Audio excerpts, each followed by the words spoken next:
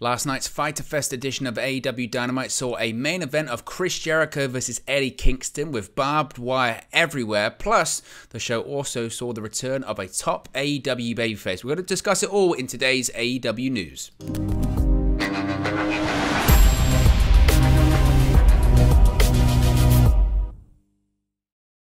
Hey guys, welcome back to Wrestling News 365. Hope everyone is doing very well. As always, there are plenty of news stories to get into in the world of AEW. So let's talk about Fyter Fest last night. Let's talk about the main event in particular. This is the thing I really wanted to talk about today when it pertains to AEW, and that is the barbed wire deathmatch main event at AEW Fyter Fest. Chris Jericho versus Eddie Kingston. You can see on the screen there the victor of that match, and I've got some opinion, shall we say, on the matter. So there were some unexpected twists and turns that led to the finish of a wild and chaotic barbed wire death match last night between Chris Jericho and Eddie Kingston on the Fyter Fest Night 2 episode of Dynamite. Now, as stipulated before the match, Jericho Appreciation Society members Daniel Garcia, Jake Hager, Matt Menard, and Angelo Parker were suspended in a shark cage before the match began.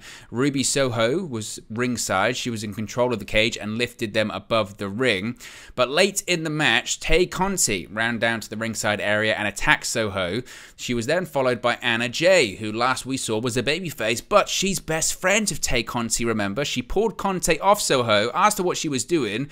Jay acted as if she was going to help Soho, but instead she nailed her with a punch, turning heel and aligned herself with the Jericho Appreciation Society. She then took the controls of the shark cage and lowered it as Conti got the key and freed, I use that very loosely, freed the Jericho Appreciation Society members, because she didn't really free them because she couldn't get the lock to work. She couldn't get the key to work in the lock. So the Jericho Appreciation Society members just walked out. They just slid through the bars as if they were from the Terminator or something like that. They just slid through the bars and they then got into the ring, started attacking Eddie Kingston.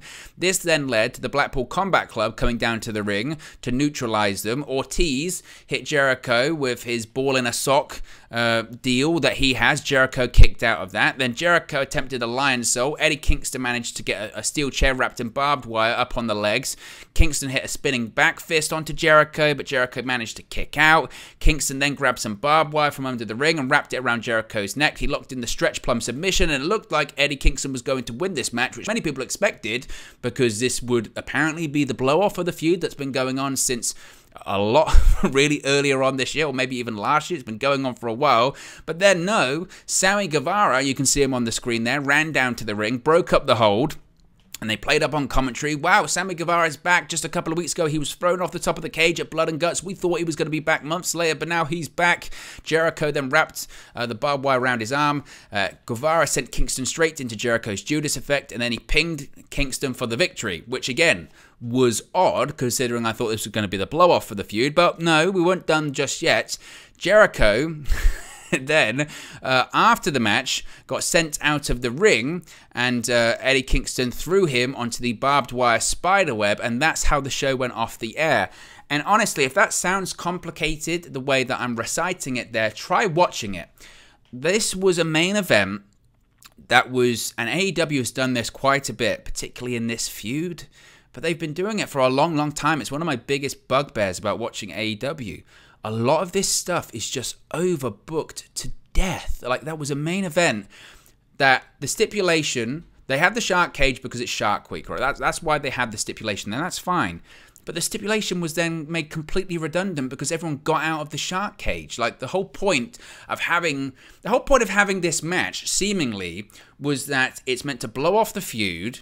You're meant to have Jericho and Kingston in there, one-on-one, settle this once and for all. Remember as well, it's like one apiece, isn't it? They won Anarchy at the Arena, and then the Blackpool Combat Club won Blood and Guts, but Eddie Kingston didn't win that because Claudio Castagnoli got the victory in that match. But Jericho now comes out of the feud on top.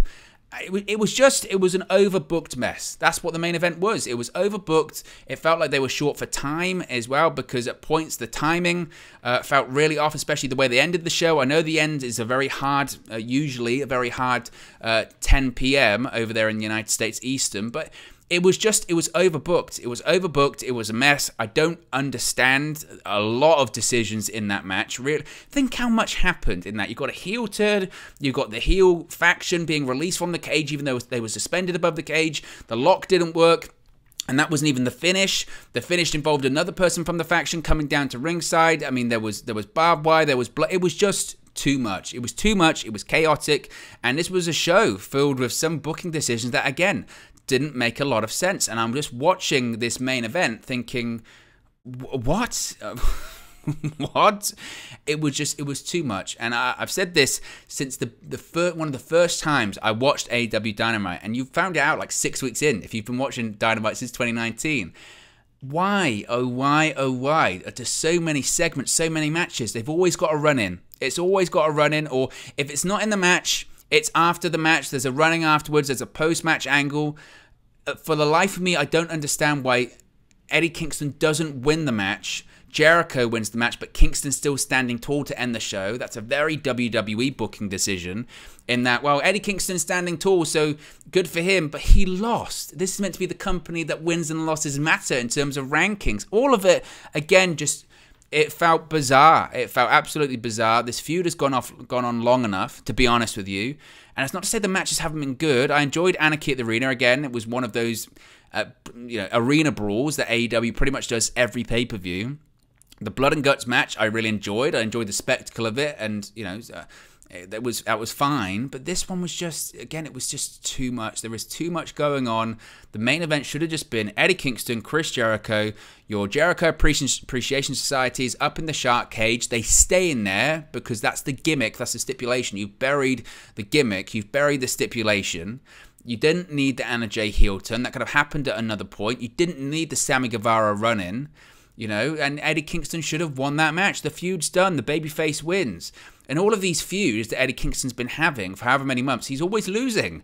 And is that the gimmick? Then he's just, this lovable star that loses? I don't know. I really don't know. And the only thing I can think of is the reason for Jericho winning this match is that maybe they've got plans for him versus Moxley, but they've already done it. They already did it.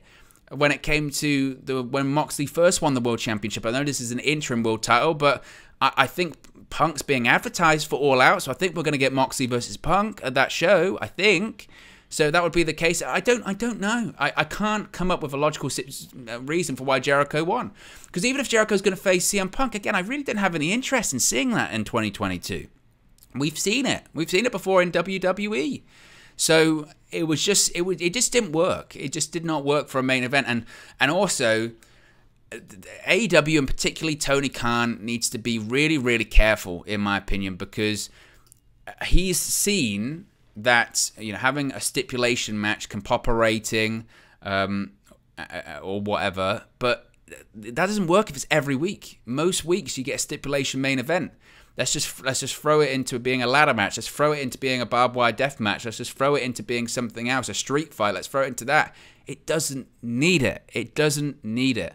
And I think back to what AEW was doing a year ago, and AEW was red hot a year ago. They just returned to the road, and you had the rumors of CM Punk coming in, and the rumors of Bryan Danielson coming in, and all of these released WWE stars. Malachi Black came in, and there did feel like this momentum going, and AEW felt like a really credible contender to WWE. And that's not to say that a year later WWE has surged ahead, because I don't think they have. It's just AEW just feels a bit colder. And I don't know if it's because of the injuries. I think maybe that's part of it, but also as well, the show's become, we know Tony Khan's formula. Myself personally, I watch the show, I enjoy the shows, I enjoy the majority of the matches. Some of the backstage segments are just bizarre. Again, everything's an interview that's maybe 30 seconds. Someone comes in, interrupts, it's a brawl. That's the match next week, or the match on Rampage. That's how they set things up. The formula needs spicing up. That's the concern. And a year later on, from when AEW felt quite hot, it just feels a bit lukewarm at the moment. And I watched that main event last night and thought it was rushed and thought it was overbooked. There was too much going on. It was the WCW 2000 main event, but there was so much going on. Some of it doesn't make total sense. There were botches, and it wasn't great. It wasn't. And we'll see how they rectify that. And I just think it's just best that everyone moves on. Like, everyone move on. I think that's the best thing to do. Last night also saw the return of Jungle Boy to AEW programming. He hasn't been seen, rather, since he was taken out by Christian. It had been reported that he was also dealing with an injury. Now, Luchasaurus and Christian Cage scored a quick victory over the Varsity Blondes. Just as Luchasaurus had hoisted Cage up on his shoulders after the match, similar how he did with Jungle Boy. Jungle Boy's music hit. He came up to a huge pop, chair in hand. Luchasaurus then inserted himself between Cage and Jungle Boy as Jungle Boy made his way down the entrance ramp. The two men stared down one another before Luchasaurus stepped aside, effectively turning on Cage and reforming Jurassic Express. Jungle Boy then headed to the ring, dropped the steel chair, his weapon, and chased Christian Cage throughout the arena as his entrance music played.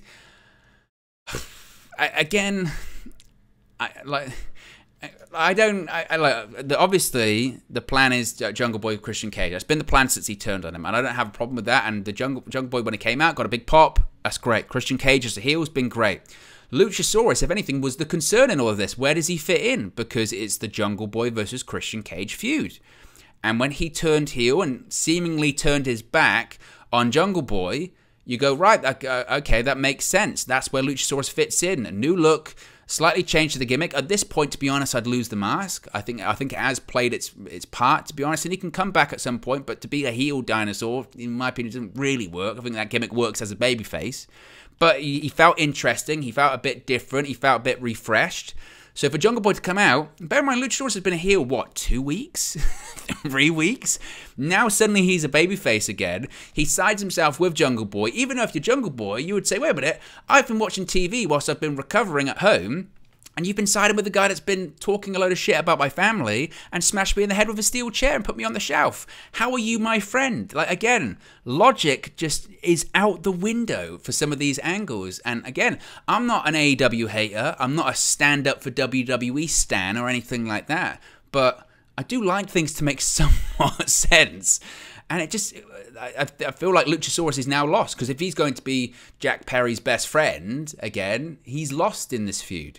The thing, and unless, and this would be my hope, unless it's all a big swerve and Luchasaurus attacks Jungle Boy, say next week when it looks like he's going to get his hands on him and it was all another big plan by Christian Cage. I can maybe see them going in that direction.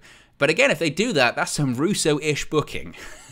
You know, turn heel, back into a babyface, back into a heel a couple of weeks later. I don't know. It was an odd episode of Dynamite. Again, parts of it were enjoyable. No wrestling show is perfect. And I know there probably might be some AEW fans that get angry when you criticize the product. And the same with WWE. When you criticize the product, people get angry. But it was just a show for me that didn't make a load of sense. But hey, that was just me. Let me know your thoughts on last night's AEW Dynamite Fyter Fest Night 2. Let me know your thoughts in the comment section below. Be sure to smash a like on the like button. Be sure to subscribe, bottom right hand corner, and I'll speak to you again very, very soon. Hey guys, thank you for watching, listening, streaming, or however you come across this video today. Be sure to click on the video on the right there to watch our next video, or click the bottom there to subscribe, or the bottom right hand corner. Thank you very much, and I'll speak to you again very soon.